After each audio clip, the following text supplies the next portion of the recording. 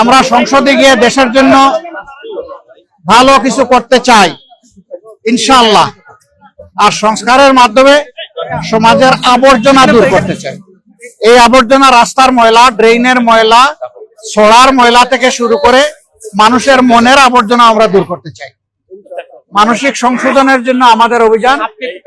আজকে এই পরিচ্ছন্নতা অভিযানে আমার অংশগ্রহণ করার মানে হচ্ছে আমার প্রিয় এলাকাবাসীকে, দেশবাসীকে বার্তা দেওয়া যে আমরা একটা পরিচ্ছন্ন সমাজ গড়ব, যে সমাজে আমাদের পরিবেশও সুন্দর থাকবে, আমাদের মনটাও সুন্দর থাকবে।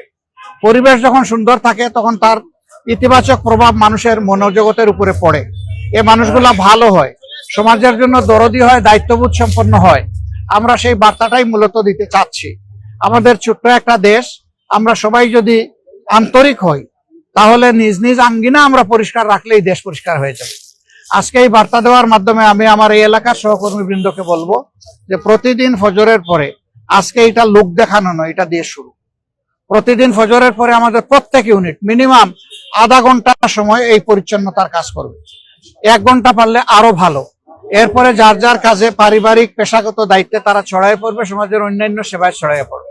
কিন্তু এখন থেকে আমাদের এই এলাকাটা আমরা চাচ্ছি একটা মডেল এলাকা হিসাবে গড়ে উঠুক। আমরা সরকারের ফান্ড পাই না পাই, সরকার আমাদেরকে কি দিবে না দিবে এটা তোয়াক্কা আমরা করবো। তবে আমরা আশা করব, দাবি রাখবো, এই এলাকার ন্যায্য পাওনার থেকে সরকার যেন এলাকাকে বঞ্চিত না করে।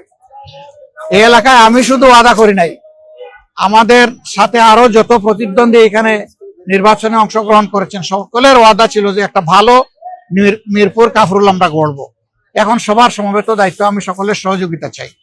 আমার সাথে আরো যারা প্রতিদ্বন্দ্বিতা করেছেন আমি তাদেরকে আন্তরিক অভিনন্দন জানাই।